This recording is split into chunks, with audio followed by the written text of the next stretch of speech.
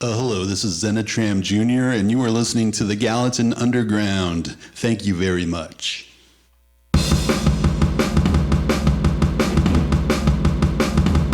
So hit me.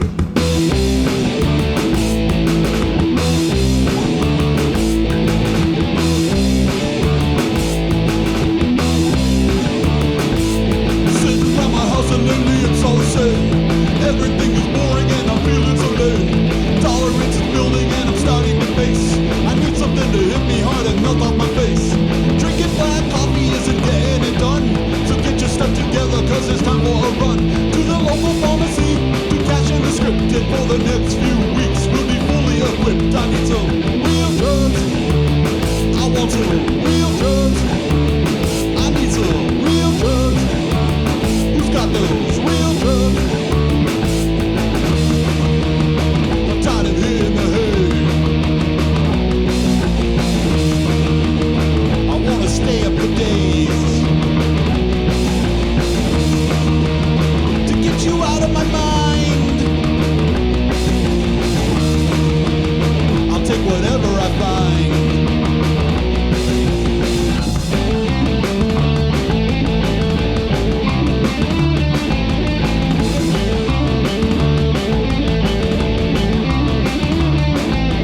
Beer is good sometimes, but it's not what I need. I like a tug of war between the presence and speed. Don't get me wrong, because you know I love hash. But if I'm gonna stay, you gotta break out the stash. What is the shit you're holding? Don't you know who I am? I get paid to party, so that makes me the man. You get anything for effort, but that ain't saying much. You would be so much cooler if you brought real drugs. I want some real drugs. I need some real drugs. Who's got those real drugs? I need some real drugs. Real drugs. I want some real drugs. I need some real drugs. Who's got those real drugs?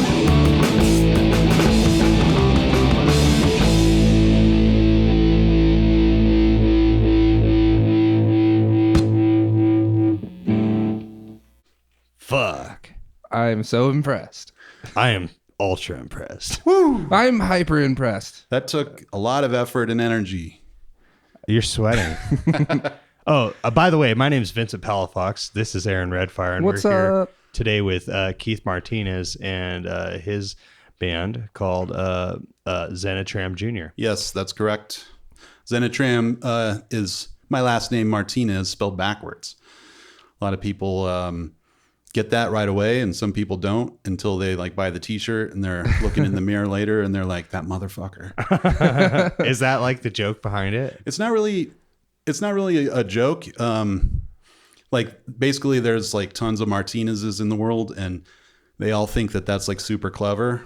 So there's Zenitram plumbing. Like if you go on Google, it's like a wasteland of Zenitram stuff. Oh, okay. And so my dad was one of those people, and he had a hat that said it, and I just thought it was a good thing to go with. That's cool. It's But, really cool. You know, the thing is, I was doing it for a couple of years, and I did okay, like on Google and stuff. I'm kind of come up towards the top if you put in Zenitram, but there's also a bunch of other musical acts called Zenitram, so that's when I threw the junior on the end, just to kind of differentiate myself. So I was sharing your music with somebody one time, and they're like, "What the fuck's a Zenitram?" Yeah. So like, if it wasn't Martinez backwards, what is a Zenitram? Well, for a long time, I would get that question, and I would say it was a pharmaceutical drug. It does sound like a pharmaceutical Yeah, and drug. I would, just say it was for, vaginal dryness or micropenis or whatever, and Does it help? it does, yeah. Oh. Where do you get it? Cures depression. You can get it at my shows. That's pretty much the only place right now. Do they sell it in bulk anywhere? We're working on distribution, but no, it's funny. I actually did. I took this joke a little too far, and I went on the Pfizer website, and I just copied their color scheme and their fonts and everything, and I actually made a Zenitram pharmaceutical Nice. website. Oh, nice. Yeah, it's pretty sweet. Is that still up? It is. Like we'll put the link on the Oh, absolutely. site. Yeah, we'll absolutely include it on the Zenitram Jr. Yeah, it page doesn't on it the doesn't have a Gallatin proper Underground. URL that I could just like tell you, but we can It'll make it'll can make a happen. link. It'll happen. Yeah. Cool. So yeah, it's great. You know, it's it'll say like, you know, job opportunities, and then it like links to the McDonald's application page, stuff like that, you know. Research and development. It'll be like a picture of hippies in a parking lot huffing balloons and stuff. So So cool. yeah, it's good. So you're kind of a meme lord around Bozeman. A little bit, yeah. I dabble in the memes. You're my sworn rival. I'm many people's sworn rival. But How do you think like making memes and stuff like translate into your music? It's kind of hard to separate them, really. You know, I'd say most of my music is I just kind of absorb pop culture, and you know, kind of comes out my pores like a fungus.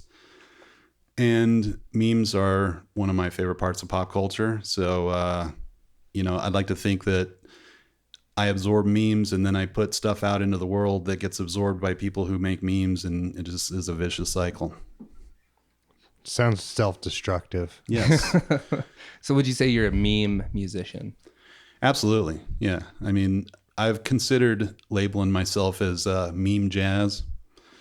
So, Keith, would you mind introducing all the members of the band for the audience? sure. On vocals, we have the TC Helicon, the Voice Live Play. On backing tracks, we have Ableton Live. And on guitar, we have it's a Gibson SG, and I'm not really a gear guy, so I can't get into like any details beyond that. But I mean, definitely, those are some solid band members. You don't have like a lot of complaints or like troubles to deal with those band members, do you? For the most part, it makes managing easier, I would say. Yeah. How's coordinating? I mean, do you like you don't ever have like Ableton be like, "Oh, sorry, dude, I'm like watching a movie with my girl." Yeah. You know, I try and respect their space whenever possible, and you know, I'd like to think that they respect me as well. But you know, if it comes down to it, I will pull the veto card and override their girlfriend. They'll just have to like, you know, catch the movie later. Nice. Ultimate control. Seems like you've been doing this for a while. That's kind of the point of Zenitram, is to have ultimate control, really. Super cool. Yeah. So how long has Zenitram Zenitram Jr., sorry, as a band existed? Technically, I put out my first record, The Velvet Coffin, in 2013. Maybe it was the end of 2012. It was, because I was trying to hustle and get it, you know, out before the world ended. And Did it end? No, and so now I'm kind of stuck doing this. You know? Oh man, Shit. Yeah, plot twist. right. Okay. But yeah, so roughly 5 to 6 years. Super cool. Yeah, it kind of just, you know, started as a recording project that spanned a couple of years, and at some point I had enough material to put out a record, and quote, air quote, record. But yeah, it was just, you know, homemade CD that I gave to my friends and stuff. Like, yeah, this is me. But you know, Bitches on My Tip was on that one, and Bitches on My Tip. That's yeah. an interesting title. We should get to that here soon. yeah, we'll get to that. Okay. And you know, I wound up making this video for it that got a lot of attention, and you know, I really had no intention of ever like doing anything with it, and then I was kind of like, mainly just, I didn't know how I would do it live. And so I was putting things off because I was like, well, I'll just figure out how to do it live and then I'll do a show. And finally I was just like, the only way this is going to happen is if I book a show, you know? So I had a deadline. Excuse me. And so, you know, I figured out, all right, I'll have like a couple months to like figure this shit out. And, you know, I asked the dude and he was like, yeah, I can get you in like a week from Tuesday. And I was just like, oh, fuck. So, you know, I just had to figure it out. So the first show was like, you know, Casio keyboards and, you know, just like various noisemakers. And I didn't even really have backing tracks, I don't think. And that was what year? Sorry. That was like 2013. So like right at the same time that you actually released the album that you were like confident in, you already like spent your time recording all these songs and like doing it. And at that point you're like, let's do it live. And Yeah, pretty much, and you did. Yeah, and I did. And it's, what, 6-7 years later, and Yeah, I've awesome. yeah, put out, a handful of recordings. I've toured a fair amount. I played like Toured. the East Coast. I've played, Chicago, Baltimore, New York a couple times. I've played Seattle, Portland. So I've gotten around a little bit doing it. That's really impressive. A lot of places to go, man. Yeah, for sure. Bet you got some sweet stories from that. Well- so before I hear any of those stories, though, I was wondering, like, what would you say to anybody else, like, trying to get started, like, if they're like working with electronic music and stuff, like, to start playing live? Because I know that's like speaking from personal experience, that's like a really hard obstacle to overcome. Yeah, absolutely. That really is kind of like the gate for a lot of people. My advice would be to maybe go watch some people that do it and try and talk to them and just, or like, look at their equipment setup. You could, just do research basically. Like just the other day, I've always had this issue with having a consistent volume of my backing tracks, and I've tried a bunch of things over the years, and normalizing doesn't really work the way I want it to. And so I just kind of Googled in, is that a term? Googled in? Googled. Sure, Anyway, I think so at this point in age. Right. So anyways, I found out, I can't even remember who the artist was, but it was like some prominent artist that I didn't even associate with electronic music. Punk. No. Yeah, basically. and they mentioned that they used an actual like guitar volume pedal. And I was just like, holy shit, like that could solve my problem that I've been dealing with for years, because that really is the bane of my existence. So it's kind of like a sound guys and finding just a level of my backing tracks. One way I tried to adjust or deal with that was I have live video in my show, and so I would make like a 35-40 minute video that was the entire set with like the corresponding videos, and that also got it to sync up the way I wanted it to. And then I would take the audio track from that and then put that into, an audio editing program and envelope, volume adjust, and then take it back into the video program, render it, and then just play the entire, file for my show. nice. So like playing like this kind of music live is sort of a learning curve then, for sure. Absolutely. I mean, because I'm a drummer. Like that's what I've done for most of my musical life, and so all this was just sort of like messing around at home and stuff. And so yeah, it was great because it was sort of a new chapter for me to deal with like being a band leader, even though I don't have a band, but I have to like figure out. No, I think you solve all- absolutely do have a band. I mean, you joke, oh, I have Ableton on this and, the TC Helicon over here and the Zoom over there. I was kind of. It takes a lost lot of in- mastery. I to be was able to I was pull kind it of off. lost in translation there, just listening to your how you're describing what you do. But one of the questions that I had in all of that was I noticed that's the TC Helicon voice live play. Is that right? Yeah. It's pretty nice piece of equipment. I have one as well. It seems like it's rather hard to get the perfect sound out of that, especially on the output, without like getting a drastic amount of feedback or something with the effect that you're looking for. Have you noticed that in what you've done live? Yeah, for sure. I actually haven't really been using this live for very long. I just kind of like this year sort of decided I wanted to have more vocal effects in my live show. I think it's an excellent tool. I just think it's a little hard to adjust, and was wondering your opinion on it. Well, yeah, I mean, basically, all of this is just a constant learning cycle, for a sure. learning curve. And yeah, I mean, I think it's fine if you use the volume adjust on the side. On the side, just Yeah. keep that down in the green and not even let it touch yellow. Basically, yeah. Yeah, Yeah. that's probably the best advice. Mm-hmm. On the Ableton side, what do you push out of that? What's that's what the backing tracks that you've had trouble normalizing? I mean, that's how I create them.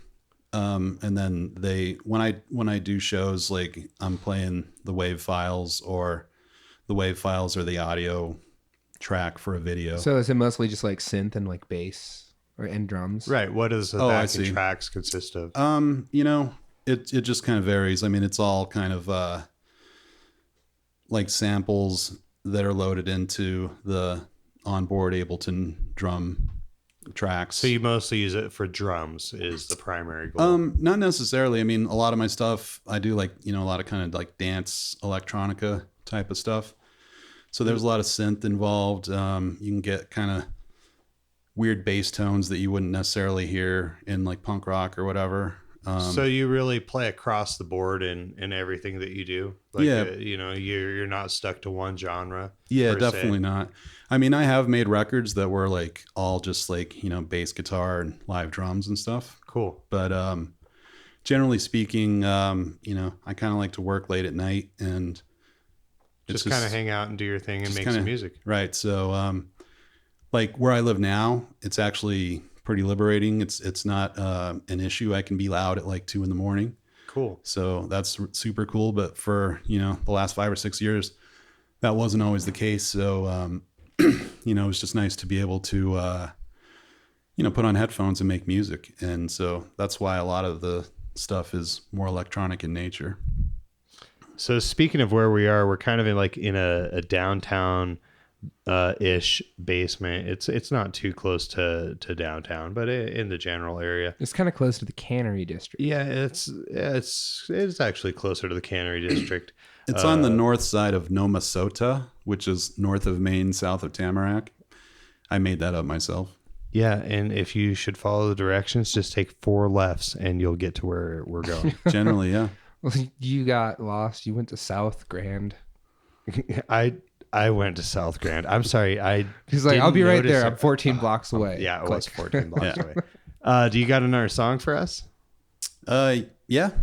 I think I can rustle something up here. What's the next song about? What's it called? Well, the first song was called "Real Drugs," and it was a fun little ditty. Part of it was inspired by this story a friend of mine told me about. He was living in New York City, and these friends of ours who were semi-prominent punk rockers, they came into town, and he drove like all the way across New York City and to like bring him a bag of weed. And damn. Yeah, and so he shows up, and like these guys wanted cocaine, and so he breaks out the weed, and the guy's like, "I thought you were bringing some real drugs," and I just loved that term, real drugs. I just heard that and I was just like, like that's good. I got to do something with that. So well, you did, and you did it very well. I did something with that, and I got a little bit of flack from it. Not directly, but I may have some unofficial sworn enemies as a result. But they were my enemies before that, so. The Christian moms against gang weed. Yes, page. Right. Yeah. What's it? Christian dads? So this next song, what's the origin story of this next song? So the next song is actually a cover, but like the reason that I mentioned the first song is this one's called "Pills," and it's about pills. And it was written. I wouldn't have guessed. It was written by a old school Bozeman kind of art rock band called the band Universal Triumphant. Okay, cool. And so it's a cover by them, and it's one of my favorite songs. So I'll do that next and just keep with the drug theme for a while. Excellent.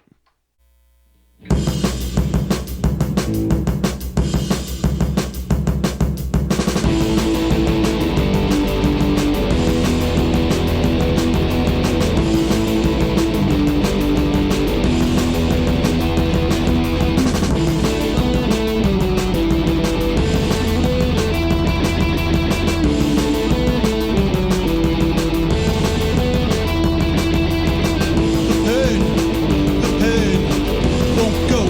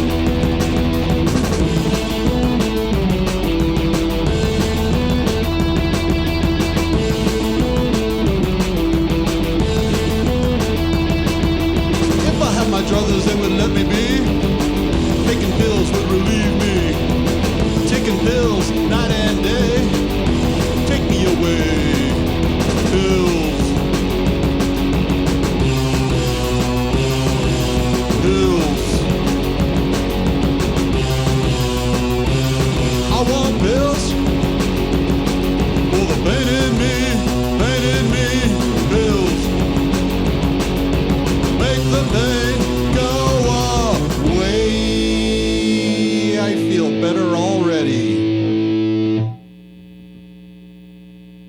Damn, Thank you. that was real fucking cool. Yeah, those guys are great. You know, they named themselves after the Church Universal Triumphant, which was an old school Livingston cult back in the 80s and 90s. There was And a so- cult in Livingston. Oh, yeah, like might have been more than one. yeah. I mean, there's still some remnants of it, but yeah, nice, good old doomsday cult. Ezekiel bread eating motherfuckers. That also were very pro pills. Pro pills, armed to the teeth. You know, classic cult format. What do you consider the classic cult format to consist of? It's doomsday.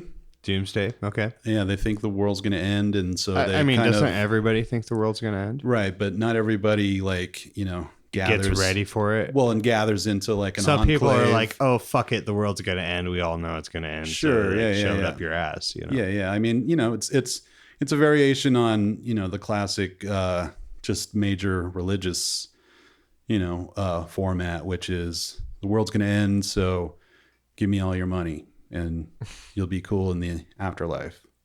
So it's basically takes that play on, and then usually at some point the interesting thing about the Church Universal Triumphant, aka Cut, Okay. was that their leader was a woman, and her whole thing was that she claimed that she wasn't a medium, but that like all the ascended masters, basically all the major religious icons, spoke through her. And so that was a little variation on the How theme. does one acquire the ability to have somebody transcend into them? Magic. I mean, Is it just magic? I think it's a little bit of creativity, You've got. I mean, me personally, like, I think it's all don't know. bullshit. So, I think they're just like advanced level salespeople. advanced level bullshit. Okay. Yeah. Yeah. It's just, Well, you're it's suckering me in. It's I'm like, multi-level marketing at its finest. you know? I might have to look into this advanced level medium Yeah. bullshit. But that's why they were unusuals, because usually it's a guy, that's running the Sure, cult. but it was a female that was actually like the head of it. Right. And then she didn't Which go. is okay. She didn't go to this branch that like most male cult leaders do, which is they start having sex with whoever they want in the cult, and then It doesn't work the same with eventually. females. Well, I'm sure it can, but she didn't do that. Okay. Yeah, she kind of kept it in her pants. Take note. Sexist. Yeah, you want to rule the cultists. world. The classic move, though, screw is where you say, other guy. even if you're married, like, you're committing adultery against me if you have sex with your husband or wife. So, that's like high level marketing right there. You want to commit adultery with me? No, saying you can't have sex with your partner anymore, or you're committing adultery on me because I'm God. But you're not God. No, I'm not. That's just an example of what they might say. It's interesting. I'm not actually saying this to you right now as Keith Martinez. Well, thank you for not saying that to me right now, Right. Keith Martinez. Yeah. But just know, if you have sex with your girlfriend or anyone else, you're cheating on me. So, anyways, moving on. Cool. Moving on. So, what really inspired you to push to do this? I've always liked writing songs. I was in, other bands, and somewhere around like 2006 or 7, I quit the band The Touchers that I was in. That was kind of a big deal around Bozeman. Moved to Portland, Oregon with my girlfriend, and I didn't really know anyone there. And I just kind of dived into digital audio workstations and just learning different, electronic music production techniques. Excuse me. I feel like I'm breathing really loudly, and it's sort of You're not breathing too loudly. Oh, I think you could breathe a little. Bring it to Darth Vader level. Okay. So anyways, I had moved to Oregon, and I didn't know anybody, so I just kind of started learning electronic music production, and just kind of lived in headphone land for like a couple of years. And that stuff's really fun. And, I would just spend like hours and hours just like twisting knobs and downloading VSTs and shit, and just like seeing what stuff did. And I got bored of, like, I'm horrible at arranging electronic instrumental music. I need vocals and lyrics to arrange a song around. Okay, sure. And so that was really kind of the genesis of, this particular Zenitram thing was, I just kind of got bored of instrumental electronic music, started writing songs. And really, to answer your question in a long roundabout way, sure. is that I just wanted to see if I could do it. It seems like you've done it. I mean, you mentioned you've gone on tour, and I mean, I'm not sure whether you have family or not, or it's just you. Are you just? I mean, I've been single mostly. Okay. I mean, I'm not single right now, but I do have a girlfriend that is also a musician, and she tours as well. Like, we toured Europe together in a different band last Europe. Last fall. That was kind of the point of my question. There is, you mentioned you've gone on tour, and so I was going to ask, when you went on tour, what'd you do? Just like pack up out of the house you were in, throw your stuff in a storage unit, pay rent for a year, and go?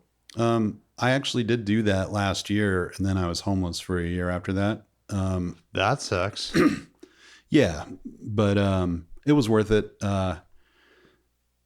Worth it. It's totally worth it, because Cool. now I'm in an awesome place. I mean, this is a pretty sweet place Yeah. that you're in now. Yeah, I mean, it's a big move up from the van. And, Yeah. like, people's couches. So. Did you live in a van down by the river? More by a creek, but yeah. There's a lot of bodies of water in the Gallatin here. Mm-hmm, yeah. I mean, the Gallatin is named after a body of water. Absolutely. Yeah.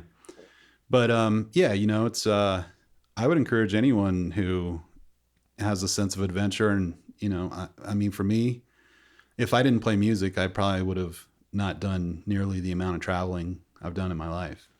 So, where are some of the places that you have traveled in your touring, playing music?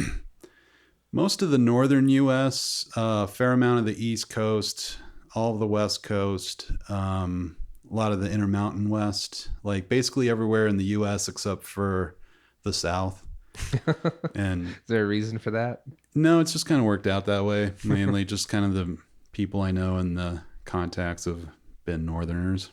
Well, I don't have anything personal against the South. I mean, Atlanta, Georgia is the farthest south I've played.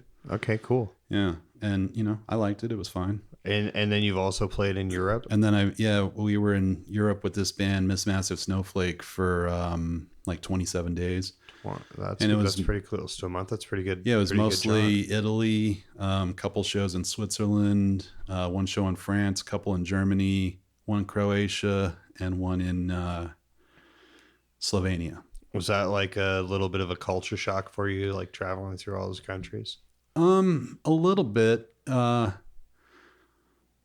The thing, I guess that's why I love playing music and traveling, because in a way that normalizes it, Sure. So there's You're the just culture like, shock, kind of like on the road going with the flow. in a sense, it's another gig, Sure. but, I just like traveling and playing music because you sort of have a purpose for traveling.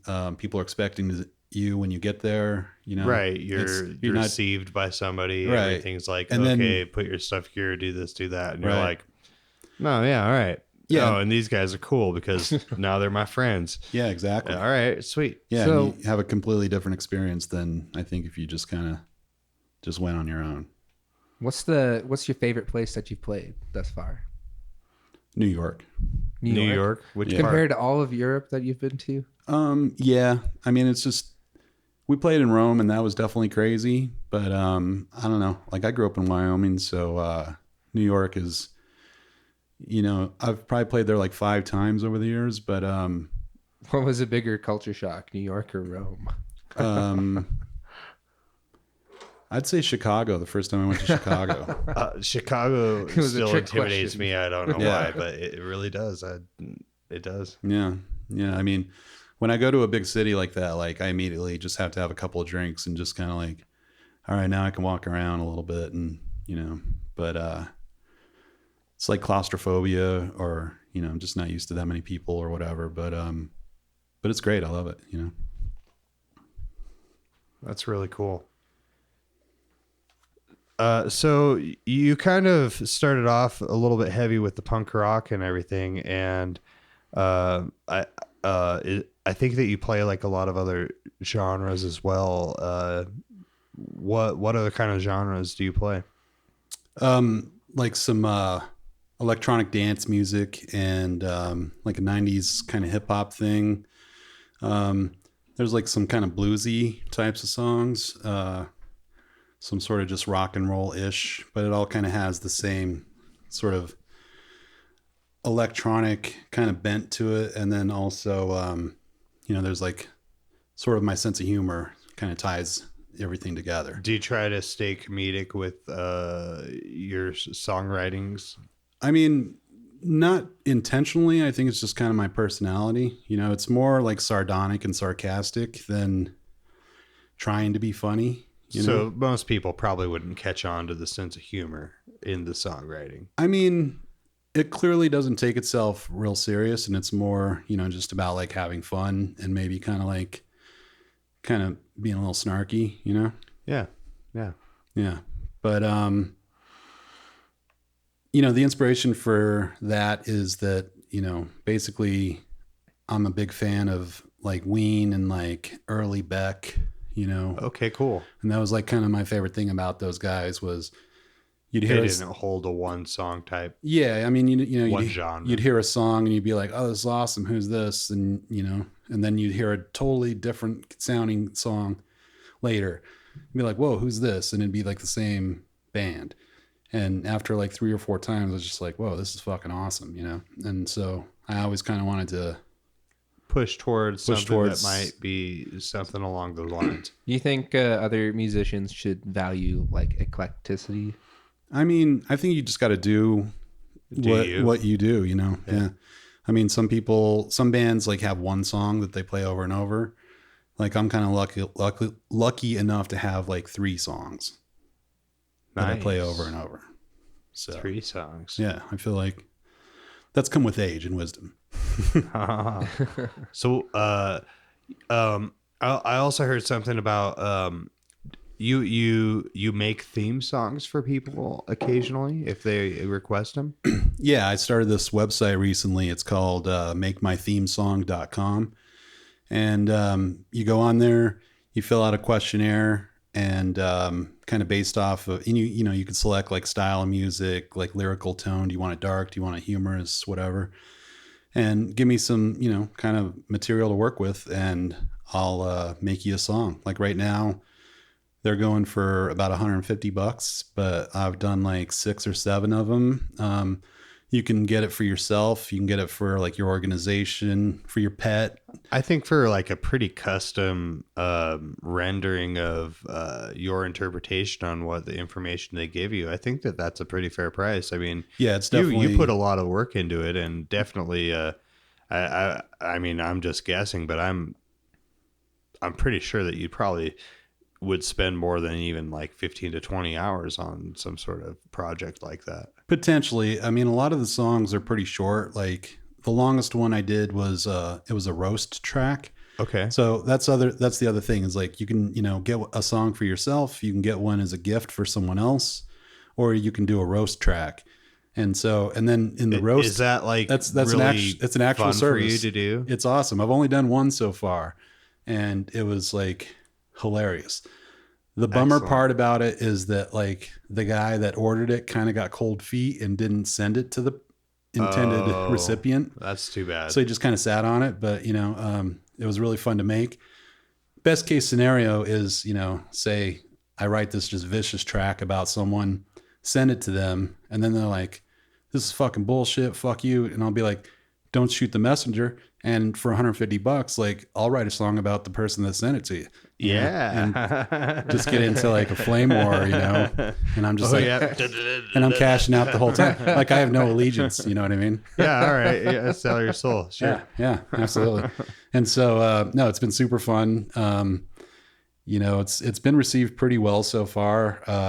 I did, you know, a handful of just spec ones just to kind of like get a repertoire, and just made some for my friends, and then they would kind of post it, and That's cool. you know, and then I started kind of getting orders from that. So When did you start doing that?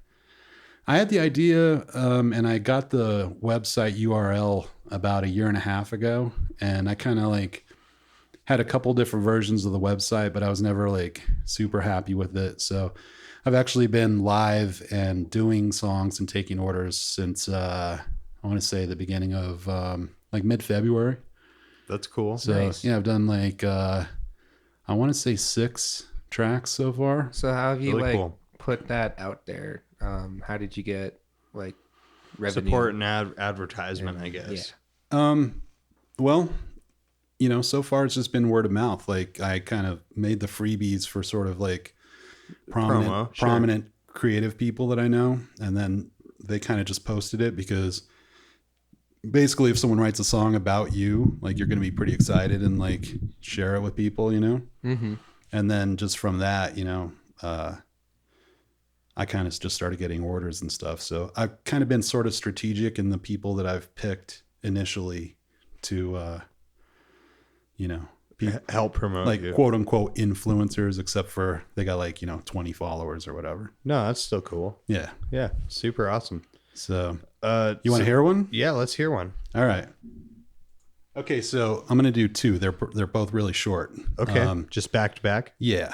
So Okay. this first one is called Genie Girl, and it's about Jean Kennedy Crosby, and she's a chiropractor here in Bozeman, and she's awesome. Super cool.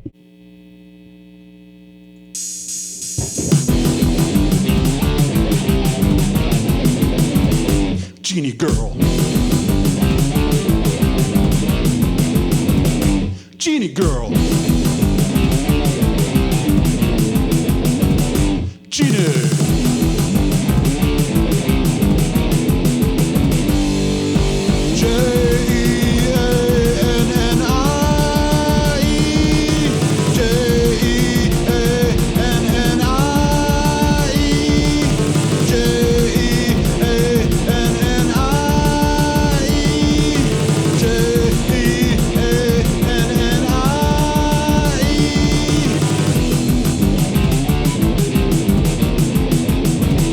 Genie Girl.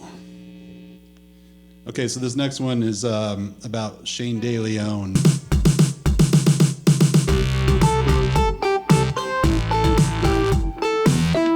Painting pictures, creating music.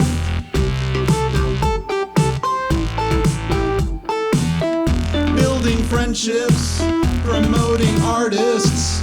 Shane De Leon. What's been going on? Shane De Leon. What you working on? Shane De Leon. What you sipping on? Shane De Leon. What you working on?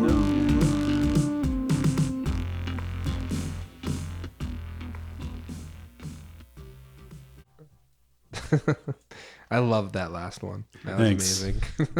Yeah. Was he really pleased with it? Oh yeah, he was really happy. Did he make a music video for it? You know, I actually do. When I finish the song, I usually kind of just like grab a bunch of pictures from their Facebook or whatever, and just make like a slideshow video to go with it. Oh, that's super Oh, cool. that's Yeah, awesome. so it's really great. It's super fun to do, and it's like a great challenge songwriting wise, you know. And I'm sure the slideshows have got to be like a little bit challenging as well. yeah, absolutely. You know, like Shane in particular, his was super fun to make because you know, he's a visual artist as well, and he's like done a right. bunch of touring and stuff himself. So he just had a great number of like awesome photos to go through. So his was actually really Just fun a to good make. portfolio to actually Yeah. good content to steal from. Perfect. Absolutely. So yeah, Cool. yeah, they're really fun to make. And the roast track, you know, I mean, I'm really waiting for someone to just kind of, you know, just order like just a vicious takedown of someone. You know? I order a vicious takedown of Yeah. Vince. In fact, so Oh, on the $150, man. Cough yeah, up. so on the questionnaire, Not like anytime you can soon. select the level of burn. You know, Ooh, I So- want like 5-star. right. So it could be just like, you know, I want the 5-star burn. I'm gonna have to get Tommy and Ian to go in on this. Yeah. They probably would. They're like, oh fuck Vince. so you can get the mild, which is like a friendly roast. You know, you can get the medium, which is I legit do not like this person, or you can get like the extra spicy, which is this motherfucker could die in a fire. Ooh, So I don't know. Do you think it deserve the 5-star roast? No, But it'd be funny.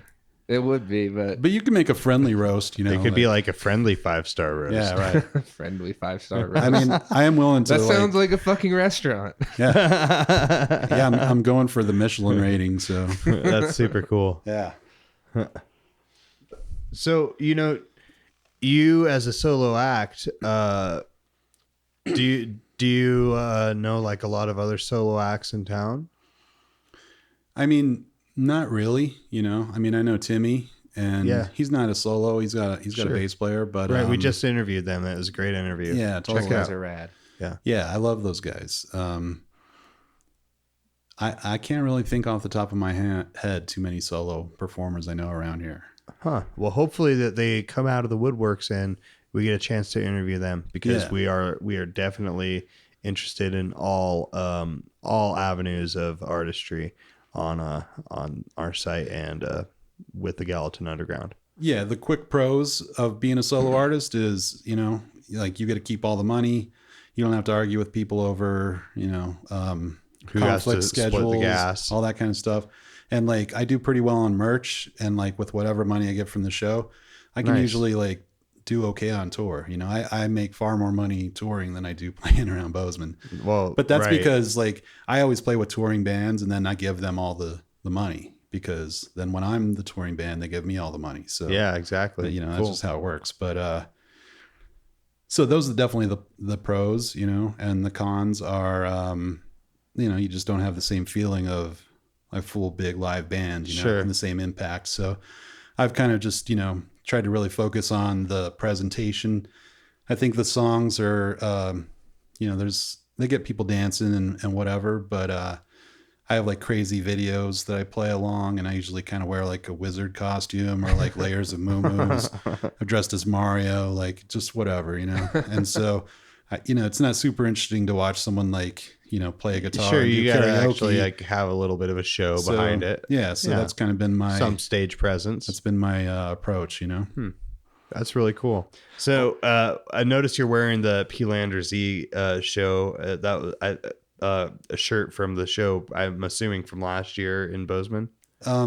Or I is think this? 2 years ago. 2 years ago? Yeah. I played with them at the Zebra. Oh, super cool. Super fun. I seen them. They were in town, but I wasn't able to go to that show. How was that? What was that like? Oh, it was great. I mean, the place was like totally packed out, and you know, they were ready to party, and you know, I got them nice and warmed up for P-Lander, and it was, you know, just super fun. It's like the kind of shows that you wish every show could be like, you know. I heard from some other people that are not here today, but that it was kind of like a little bit of a circus act.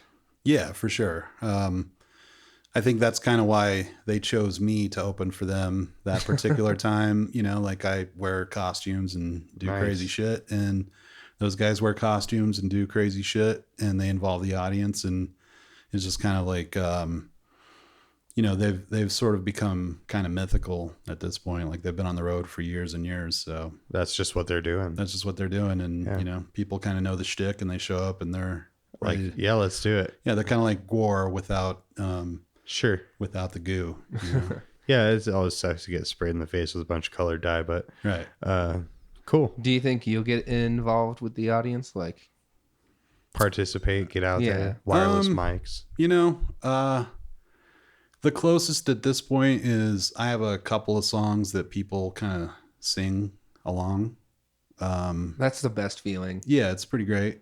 And but no, I'm certainly open to figuring something like that out. I've done, shit over the years, like have like plants in the audience yell shit, and then I like, get in fake fights with them over the microphone, just whatever. So you think it's kind of fun to like plot out with, other friends or members in the audience and be like, oh, hey, so like when I'm doing this, you should do that or whatever, and kind of help to like hype the crowd in some sorts of ways. Yeah, absolutely. As far as shtick goes, like for me, nothing's really off the table, like one time I performed at the Zebra and my friend Toll was like 7 months pregnant, like obviously pregnant. And I had her come up and play the song with me because we used to be in a band called Bitch Tits back in the day. And so we did the song, and then she had a Jack Daniels bottle full of iced tea, and she just like chugs it on stage, and people are just gasping in horror. They're just like, oh, what the fuck, And so, it's just fun to like add a little bit of a comedic element. Or did you explain after that it was a joke? We did at some point. Yeah. People like were starting to get really kind of uneasy. We're just like, it's iced tea, like calm the fuck down. Like, That's pretty Did funny. they believe you? I mean, fuck them. It stopped the violence. That's all I care about, Yeah, that's good. A joke does go too far sometimes, right? Which I know very well.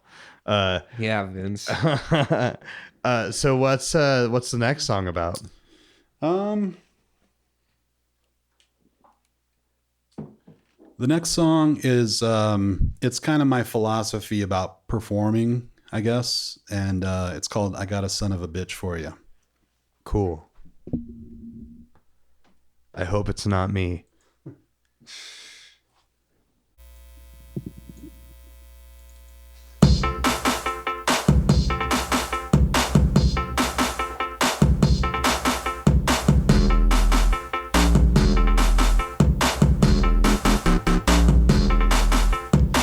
I got a son of a bitch. I got a son of a bitch for you. A son of a bitch for you. I got a son of a bitch. I got a son of a bitch for you.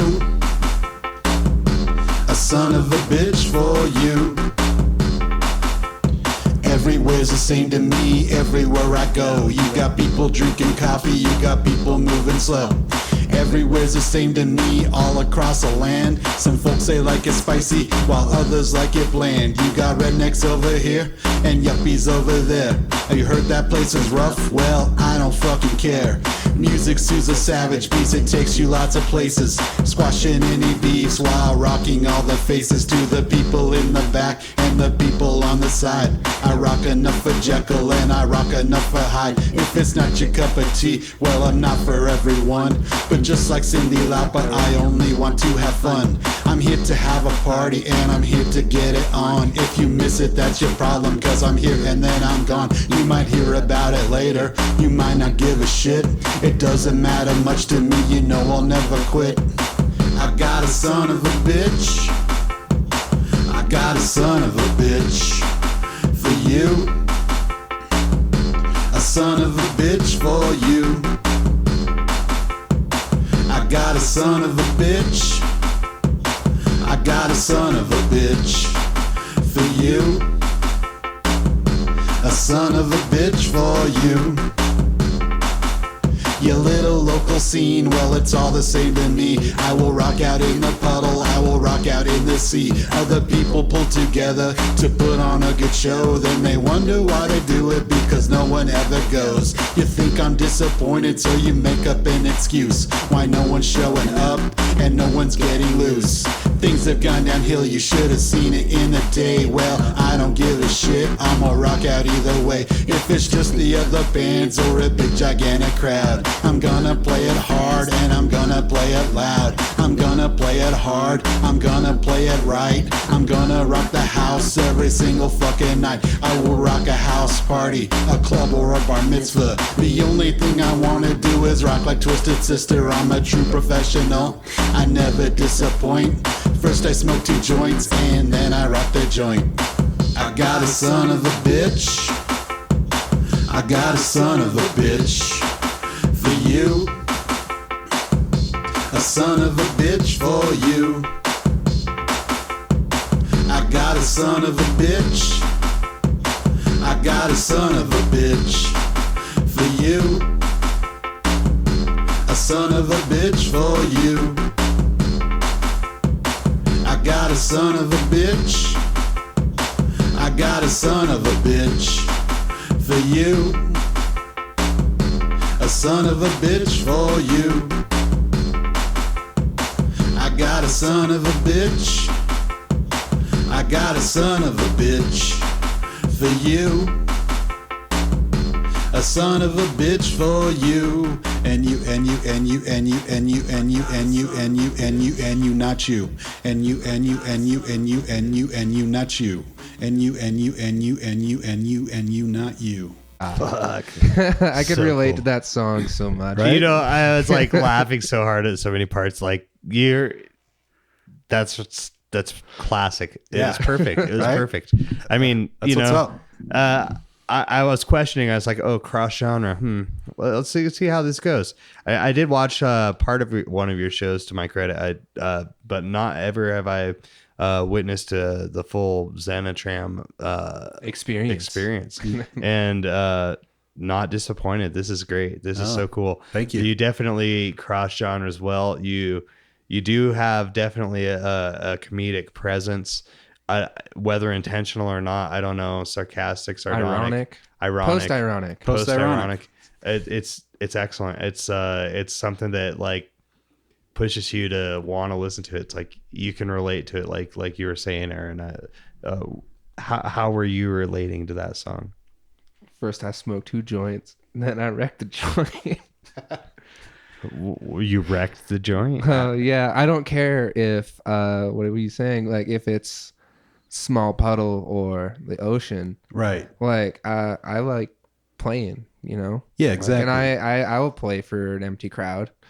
Yeah, and rock out just as hard as you would if it was like a room full of people, you know? I mean, Oh, absolutely. I Like, don't know. For to me, me, there's no better feeling in the world. yeah. And then, you know, that person will be like, you guys are all losers. Like, you missed some shit last night. Like, you should have been there, you know?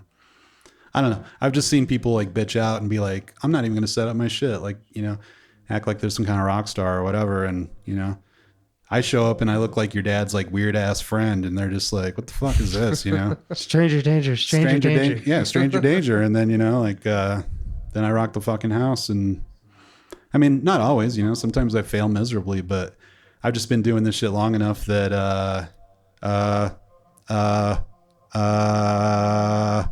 anyways, you know, if you're going to do it, do it. Basically, if you're going to go to the bell, you might as well ring it. That's all I'm trying to say. So, playing local shows, what are some of your favorite places to perform? Labor Temple, the Filler, the Zebra can be super fun, although that's its days are numbered. Lately, the Sashimi Bar, it's like this. The Sashimi Bar. I haven't heard of that one. Where's that? It's in the old Sobeys, up above the Zebra, Oh, okay. and it's like this seemingly like real foofy sushi place. But the food is next level. Like these guys have trained with like Japanese masters and they're from, But they let kick-ass bands play. they let kick-ass bands play. And even when you go in there, like, you know, it's like $60 or $100 plate and they're playing like G.G. Allen and shit while like you're eating. And they're like, No fucking and they're shit. getting like fucked up, like drinking. Dude, we got to book a show there. yeah, they're getting, I've not heard of this place. they're just but getting wasted and like, they'll be like, here, put this in your mouth. And you know, I'll definitely like, put it in my they're mouth. super good. Like, and my friend Shane, who I did the song about earlier, he played there, and they got this like horrific Yelp review from some like foodie who was like, Oh, fuck them. we had to sit through this annoying music, and he was singing about Satan and blah blah blah. oh my god, we need a screen cap of that for this. Yeah, and I was just like, I was like that. Can you meme that for Yeah. for your album on the podcast? Basically, I was just All right. like, you guys should just cut out and screenshot that and just make that as an ad. You know what I mean? Because like they the way they described it, I was like, that's the place I want to be for sure. Hell yeah. But so here's how cool they are is like then they got a second review from the same group of people like a week later, and they just got super pissed off and they were just like, you know what, fuck these guys, and they had the guy back. So Yeah. like they're cool as fuck. Like, and I don't know. So that's actually like probably my favorite place to play right now. Super cool. Wow, I didn't know there was like we a Japanese dive definitely bar. want to hit them up. Yeah. They're great. Super nice guys. And they love, great music. And like the later it gets, like they start getting fucked up and they'll be like put on like prayers or something like that and just start like rocking the fuck out behind the bar with like knives in their hands and like just like lip syncing and just like getting super into it while like cutting fish and stuff. Like it's amazing. That's so cool. Yeah. I gotta hit those guys up. Yeah, for real. The picture you painted in my mind just now. I know. I was like, I'm dying waiting to see it. Like I don't know how I haven't heard of this You yet. think Arthur Yeah. Antoda will play there? Yeah, like they don't advertise or anything, like they don't really need to. They have like a It doesn't devoted matter, clientele. And it's great because, it's a little more on the high end. And so That's all right. My favorite thing is like watching like people that are there for the food who kind of have to deal with the atmosphere. Versus the people that actually enjoy it. Right. Because some Right. people just go and they're like, it's like kind of weird, but the food's super good. And I fucking love that shit. That's so fucking cool. So who do you think who's the coolest band that you've ever played with? That I've ever played with? Yeah. Man, that's hard. I mean, hard to personal, like judge. just a personal opinion, Just, and not to like bash on any of the other well- bands that you did play with that. well, I might mean- think that they are cool. Well, let's just say one of the. Yeah. But I guess like, do you mean just on a personal level, your just opinion. as yeah, people? like as people or as a band or like the music? Or? It could be whatever you think is like the most exciting band that you got to play with for you. It's actually this guy called Magic Cyclops. Okay. And he's from Fort Collins, and he's also does a one-man show, and he puts on this costume with like a headband and like a wig and like a leather jacket, and he just looks like a classic like rocker guy. And he speaks in a British accent and says he's from Davenport, Iowa. And he's like super funny. He's got songs like Teenage Pregnancy, Don't Do It, and stuff like that. And he also has like videos that correspond with, so he does a multimedia show as well. And his actual claim to fame is he was on American Idol as this character. And so that's he cool. went like in the early rounds and, had an extended segment of his audition. So he's like, I'm from Davenport, Iowa, and he's talking like Steven Tyler and shit. And so he's like pretty notorious after that. And he like hosts karaoke and just does shows and stuff around Colorado. Well, that's pretty sweet. So yeah, he's relatively obscure, but I really appreciate his aesthetic. And he's been a really cool guy, like kind of gave me some good advice about just being a solo performer and shit like that. So yeah. Fuck, that's really cool. That's rad. Huh. Does he have his stuff on Bandcamp or SoundCloud or anything like that? Yeah, I'm sure. We can post that too. Yeah. Yeah. Magic Okay. Cyclops. Magic Cyclops. We'll have to throw a link in there. So, as a one man show, do you ever get nervous playing with other bands? Not really. Earlier, like in the first couple of years, I'd get super nervous, but I feel pretty good in my presentation. And like I've played with, like thrash bands, metal bands. For some reason, a lot of bookers, especially on the road, seem to always like put me with acoustic acts. Acoustic acts. And That's interesting. And I think they just figure like, well, you're He's a solo one-man. person, You're a so they solo must artist, just have so- an acoustic guitar. Yeah, and I'm Oh. just like, dude, I'll rock out with anyone. Like, Yeah. I mean, I played with this guy recently, and he was a one-man band, and he like looped live instruments, and Yeah. and it was cool. And we didn't know anything about each other before the show, and I was just like, he was on tour, so I was like, Was that like a Taco Montes thing or? it was at Valhalla. Oh, okay, Valhalla. Yeah. And he's a super nice guy, and his act was great. But sort of before the show, he was like, I was like, well, do you want me to play last or first? Just as a courtesy, generally the local band plays last so that everyone doesn't leave for the touring act. Right. And, he was just sort of like, well, I have all these instruments and, kind of makes a big sound. And I don't know if you want to follow that or whatever. And I was like, that's fine. And in my mind, I'm like, whatever, like I'll play with whoever. Yeah. But, after the show, like he was like, you got to come to like where I'm from. And it was great. You gained a fan. I gained a fan. Yeah. And, I think he was just kind of like, oh, like, this guy's got a iPod and a guitar. Like, and that's fine. But, no, you're so much more than that. Definitely. Don't ever kid yourself. Well, that's my favorite thing. It really is, just in life in general, is, I just kind of like don't really look like your average musician, I feel like. And so I love, at least in my mind, when people have preconceived notions and I can like destroy those. Preconceived notions. Who has those? Who has time for those? Who has time for those, But so I don't know. That sounds kind of douchey, but at the same time, like I don't think so. I've just had so many like left-handed compliments in my life where, or you know what it's like. You guys are musicians, like before the show, you show up and people are just like, no one really talks to you, and then after the show, everyone's your friend and stuff. And one of my favorite stories about it, it's about this band that does not play anymore. They were called Fellow, and they came to play here in Bozeman.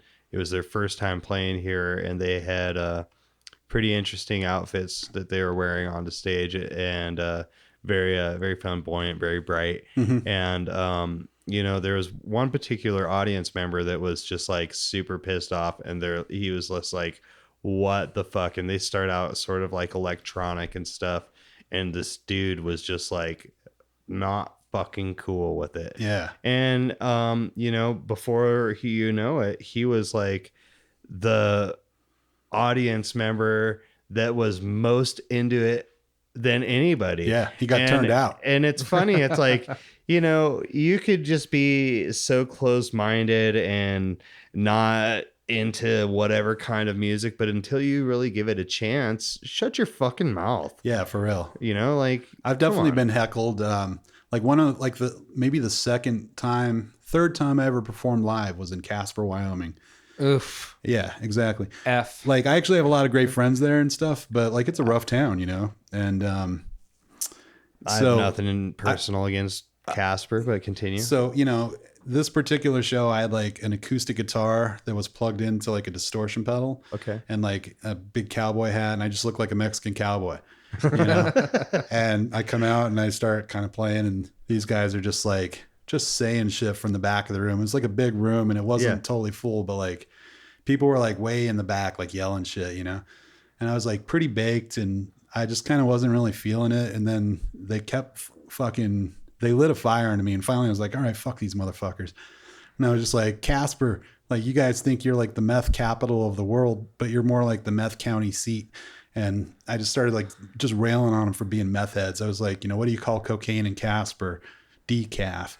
And I just rattled off like a bunch of those, and then I'd play a song, and then I'd get back and just start hammering, just talking shit. How do they react to that? Like I totally turned the audience, and like I left there as a hero. And it was one of the greatest feelings ever, but it's just like, I seriously was like questioning my safety for a minute. Oh, I would bet. Yeah. and then I was just like, all right, fuck you guys. And like after that, it was good, But you made it work. Made it work. You played the show, and the crowd was receptive. So yeah. And basically, I kind of from there, like the promoters, because they didn't know me at all either, and then they put me on this bill for this thing called the Battle for Old Wyoming, which is fucking awesome. It takes place in this town called Medicine Bow, Wyoming.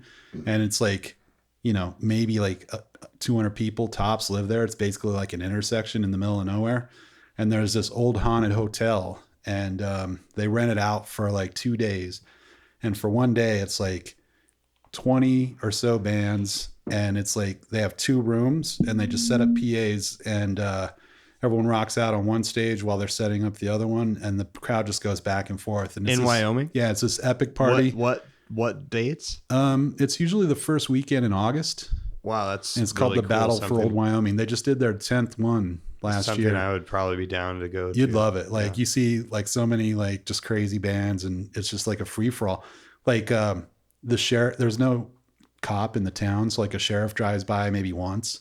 And he's like, Yeah. they're all drunk. Yeah. All right, nobody's fighting. Right. All right. I don't want to get involved in this. Think of the paperwork. Yeah, it's in a haunted hotel. So anyways, like, you know, after that show in Casper, like the promoters also put that on. So they put me on that. And then like I was good for like the whole state after that, you know.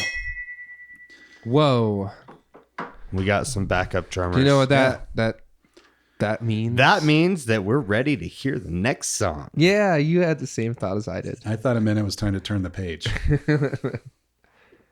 Not like Metallica. So what do you guys want to hear? You want to hear like a pop song, more punk rock? I want to hear the strangest song. The that I you agree. have. Yeah, I want to hear the weirdest one you have. Yeah, That's- definitely the okay. most weird. Like out there, you know, whatever. The most memest. The memest song. The memest. That's a hard thing to say. Memest. That's a hard thing. That's like a pop bash. I don't think that he wrote a pop bash song for us today. We might pay him $150. Well, you know, this song. I'm gonna get Tommy to fucking write the roast song for you. No. I mean, like me Like- and Tommy are gonna go in on it together. You, Tommy, Hey, trying to- Ian, trying to jack you, my Tommy, business idea? Ian, and Keith from Zenitram are all gonna conspire to have a roast and written play about you. live to roast me. I would be honored. What? I you dare added you. so much more to that. I than dare you. Us getting the money together to pay Keith to do Oh it. yeah, no, I turned it into a whole collaboration. Now you guys have to do it all together and like. But we need to You know- support Keith's business here. Yeah, I don't want to steal his what thunder. I feel like is You if, could still pay him the $150. yeah, if you're paying, I'm totally open to collaboration. Oh well, I mean, I guess I definitely want to collaborate on a roast All right, song. see, on that's Vince. what I'm saying. God damn it! Do All I right, have see? to do this Yeah, now? It's a fucking dare.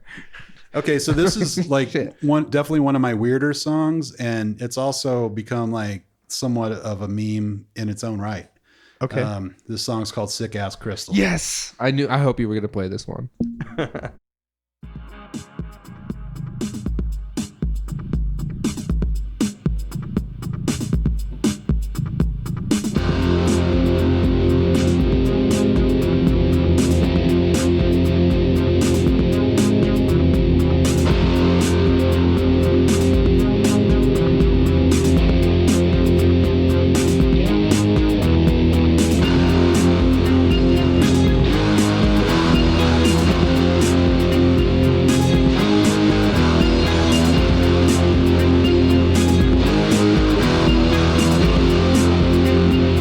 You got a sick ass crystal just walking down the hallway, crisper than a fall day. You could get it all day. A sick little crystal hanging in the moonlight, putting out the pause vibe, gathering a new tribe. Sick ass crystal. You got a sick ass crystal. You got a sick ass crystal. You got a sick ass crystal. You got a sick ass crystal. Just resting on your chakra. I'm not here to mock ya. I just wanna rock ya. Sick little crystal. I'm hanging in your aura. Hoping I don't bore ya. I actually adore ya. A sick ass crystal. Right above your third eye. Partly decalcified from the mushrooms you tried. A sick little crystal. Now use your intuition. Now you're on a mission. Manifest fruition. A sick ass crystal.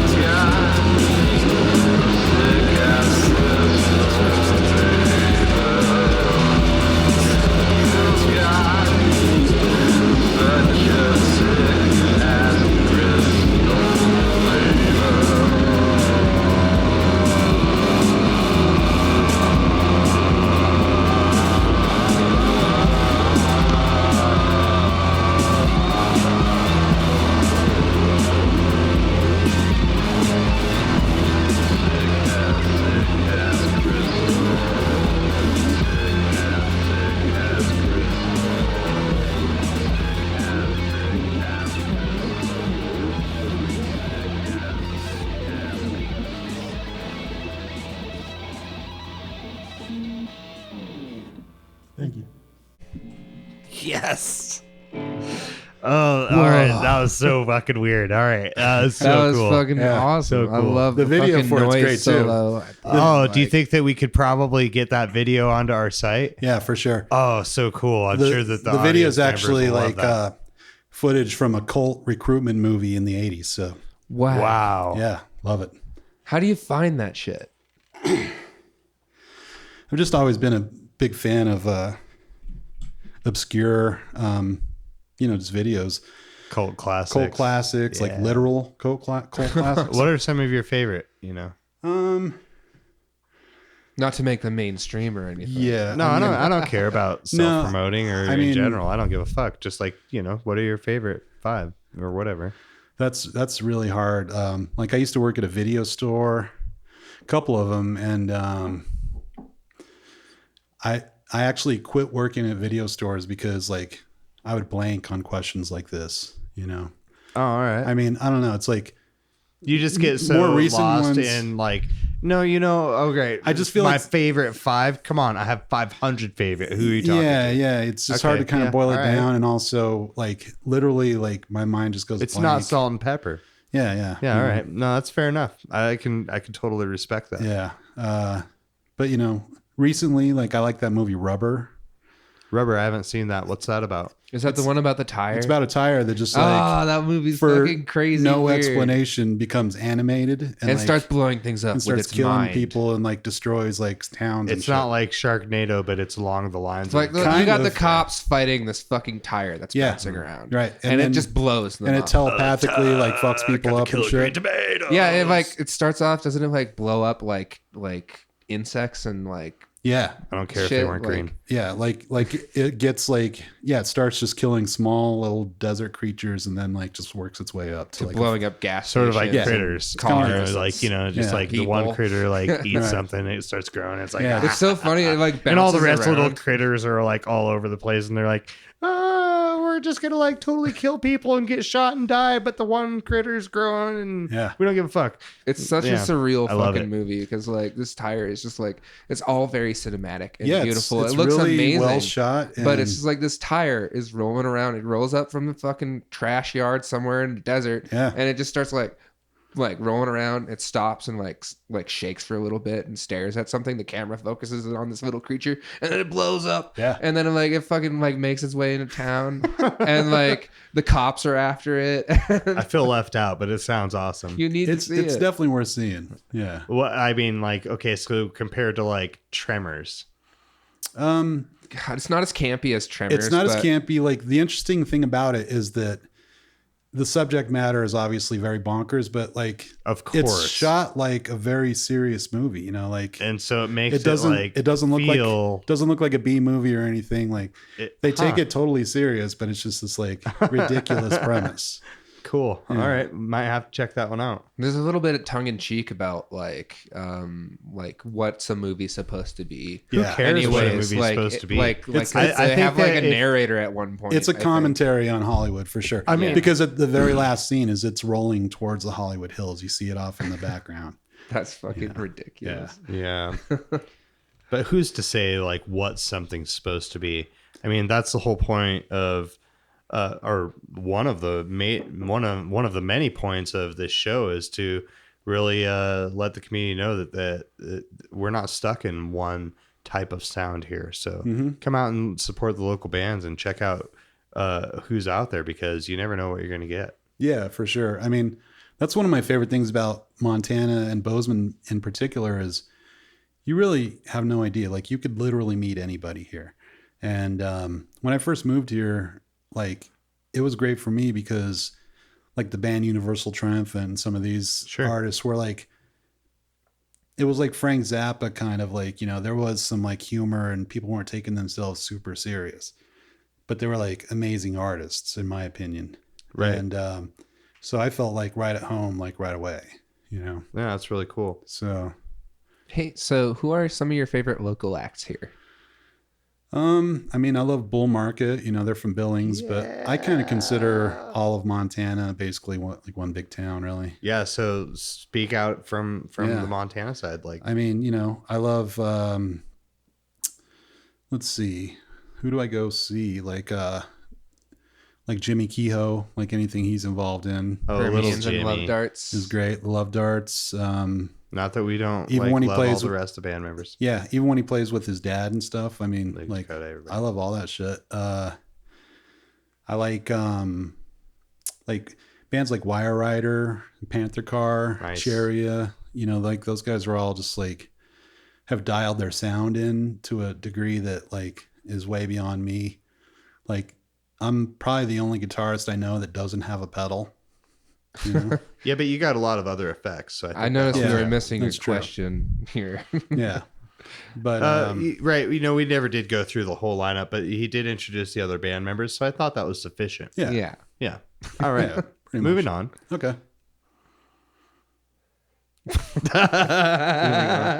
No, you had some more bands to list. Oh, think. you know, I've been doing some shows with King Ropes, and You know, I have not got the chance to listen to King Ropes. How would you describe that band? he calls it psychedelic country, which I think is a pretty apt description. Is it like psychedelic outlaw country or psychedelic No, it's like pop country? No, it's like it's very airy, and you know he's kind of a storyteller type of songwriter, Okay. and Sort of ballads, sort of, but like with the psychedelic not feel. necessarily ballads, but like the way I describe it is like if Willie Nelson took acid and went to a. Are you saying he didn't? I'm just saying, like if I'm sure he did. If he took acid and went to a Lou Reed concert, like you're kind of getting in the ballpark of what King Rope sounds like to me. You know? Okay. And I've been doing some gigs with those guys lately, playing bass, and we just like did Tree Fort, and we did some shows around. Tree Fort. I've been seeing a lot of Instagram stuff on that lately, and a lot of Facebook posts. Well, was that something you participated in? Did you play or? We did play, yeah. Oh, you did? Oh, cool. And I definitely want to try and do Zenitram there next year because Super cool. it's just like a super fun party. I mean, Billings seems to have a decent infrastructure. You know, you could see, you know, shows at a bar with like 30 people, or you know, see like 700-800 people show, and just discovered a bunch of awesome bands that I never would have, you know, known about otherwise. And you just That's meet kind people, of nice. and you know, It's almost like a networking for the bands too. it's definitely that, you know, and so that was cool. Miss Massive Snowflake is one of my favorite bands. They're kind of based out of Billings. They're originally from Portland, and the guy Shane, actually the two theme songs I did earlier, Genie Girl and Shane De Leon, they make up that band. And, cool. I've kind of like substituted on drums for some shows. That's actually who I went to Europe with. Wow. And he does like, you know, that band's been around for like 10 or 12 years. And he's been on the road almost the entire time. He just started this place in Billings called Kirk's Grocery that a lot of people have been playing at. And it's like an art gallery sort of performance space. And that's Nice. like just sort of like eclectic pop music. Like some of it's kind of Anything, electronic, just some of it's whatever. rock and roll, some of it, yeah. Yeah. So again, he's Little underground scene. kind of in my well, just like the band itself plays a lot of genres similar to, not quite as extreme as what I do, but not that extreme either. You know What do you think the far end of your genre spectrum is? what I mean? I mean, you've kind of touched on some like electronic remix stuff. You've kind of gone from some more hardcore punk rock. Would you and do like even some, synthwave or metal? You know, I do have some sort of, I don't have anything that's like straight up metal, but I have stuff that's kind of like more like Grungy? grunge metal, I guess. Okay. Do you go like I the think in super general, soft acoustic and like almost like acapella or actually I do have some songs do? that get that quiet that I've been kind of working on lately that I'm going to try and do on this upcoming tour. wow, okay. Nice.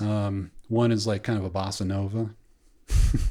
Bossa Nova, really? Yeah. Could we get a sneak preview of like maybe 30 seconds? Is that possible? I could play the song. It's kind of long, but it's like 4 minutes or 5 minutes. But It's up to you. yeah, We could save it for the next we could episode. also yeah. just post it. I could do like a different kind of acoustic-ish song. Sure. Whatever you want to do. Okay. Sure. Let me see. So this will come full circle because this song is about drugs as well. Seems like a lot of your songs are about drugs. It's a through theme. Oh, I see. Yeah. Let's see. Cigarettes and alcohol, they slow your brain down to a crawl, so you could catch up with your mind. You'd be amazed at what you'd find. Give me the purple and the Master K. Eat another brownie, take the pain away. Psilocybin and LSD. Forget that there's no you and me. Salvia and ayahuasca reminds you just who is the boss. Don't forget amphetamines. You'll scrub all your counters clean. The whitest tiles you've ever seen. The whitest teeth you've ever seen. The whitest tiles you've ever seen.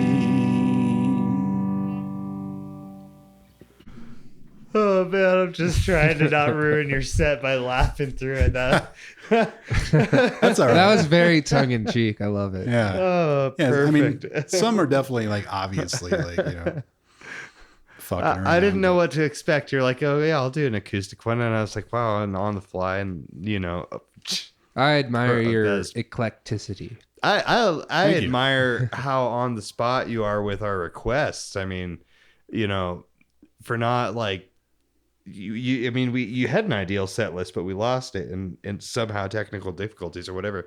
But this has been great. I'm very much blown away by the set list that you've performed for us tonight. Thank you. Yeah, no Thanks a lot. problem.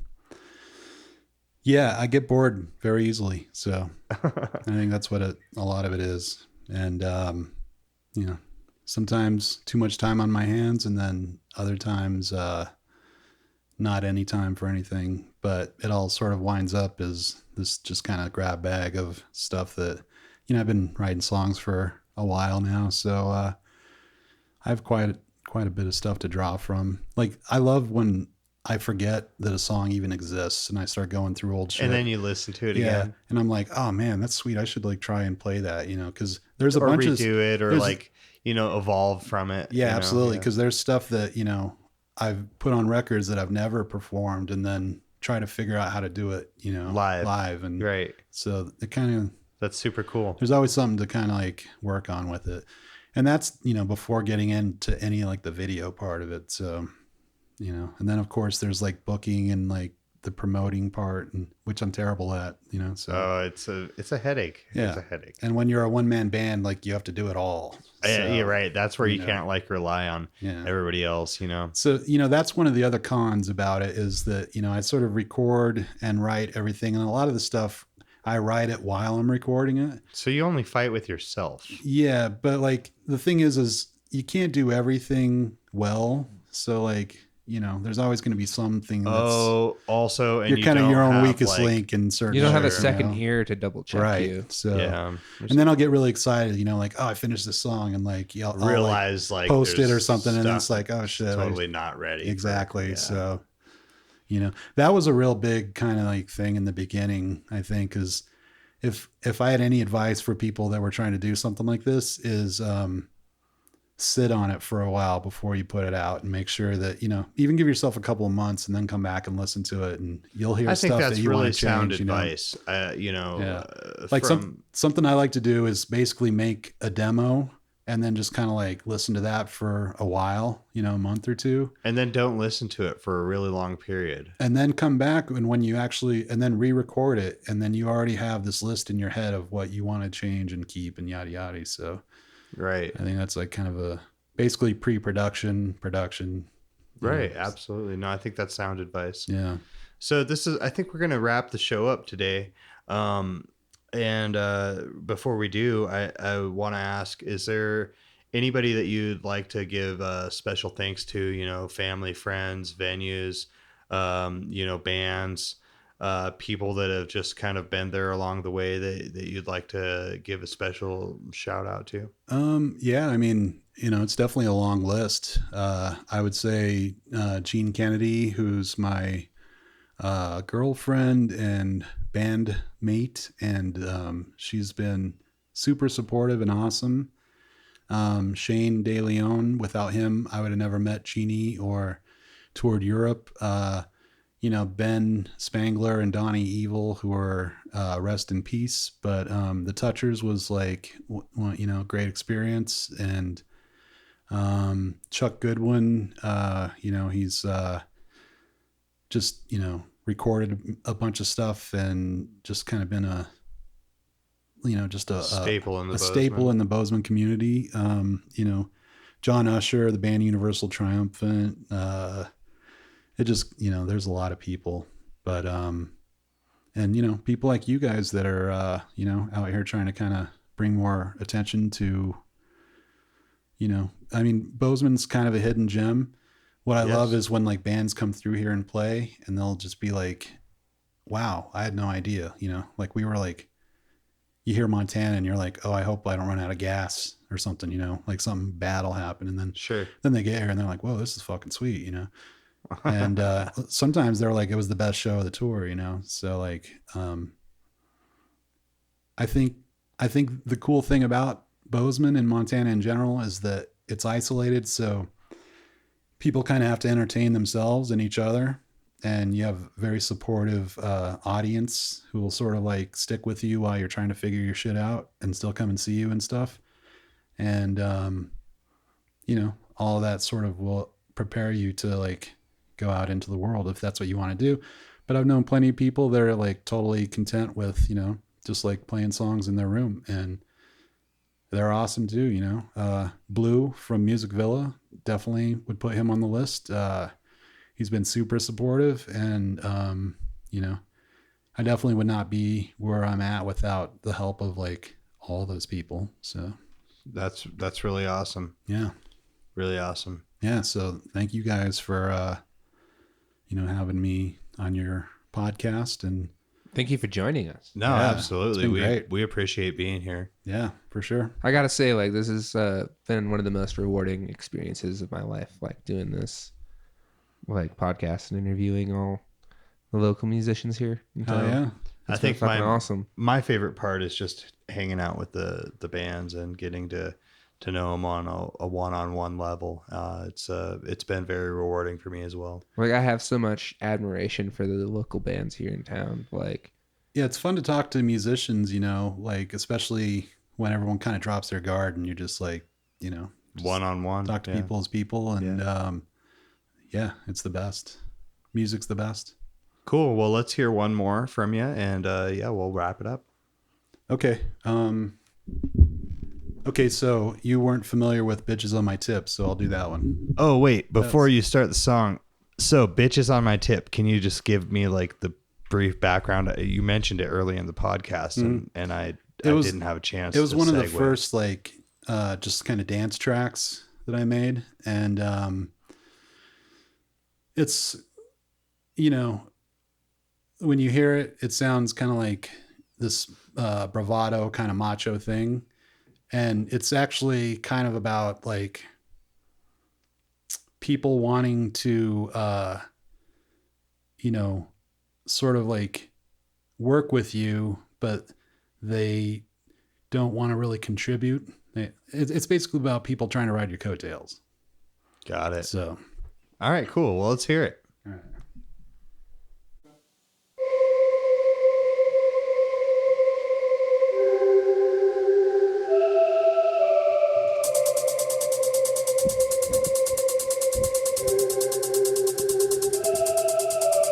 Bitches on my tip, bitches on my tip, bitches on my tip nearly every single day of the week.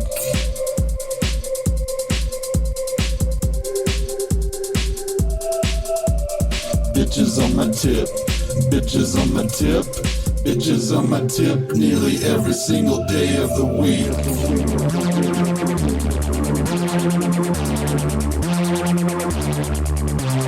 I do what I want, it doesn't really matter. I couldn't get any higher even with the ladder. I will call you student, you can call me master. You try emulating me, you wind up a disaster. Bitches on my tip, bitches on my tip, bitches on my tip nearly every single day of the week.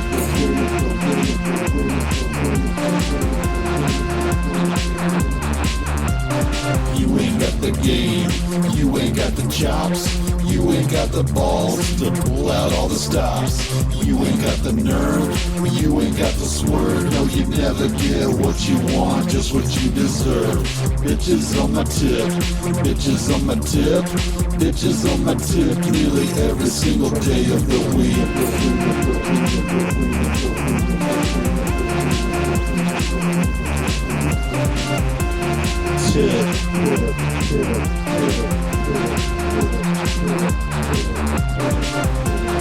Digital thunder.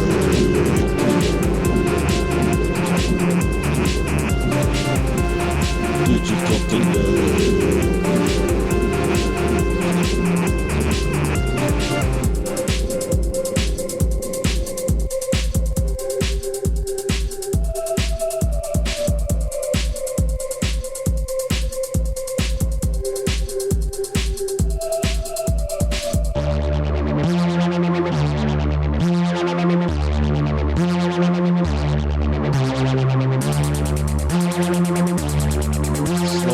Like the Matrix.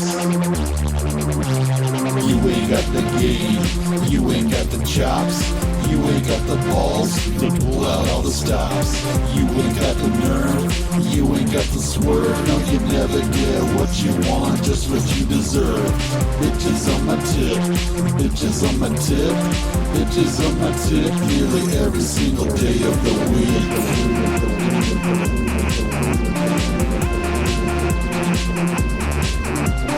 Bitches on my tip, bitches on my tip, bitches on my tip nearly every single day of the week.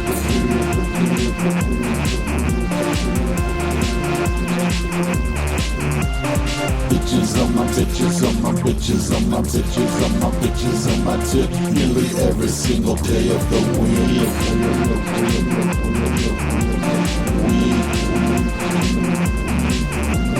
Bitches on my bitches on my bitches on my bitches on my bitches on my tip nearly every single day of the week.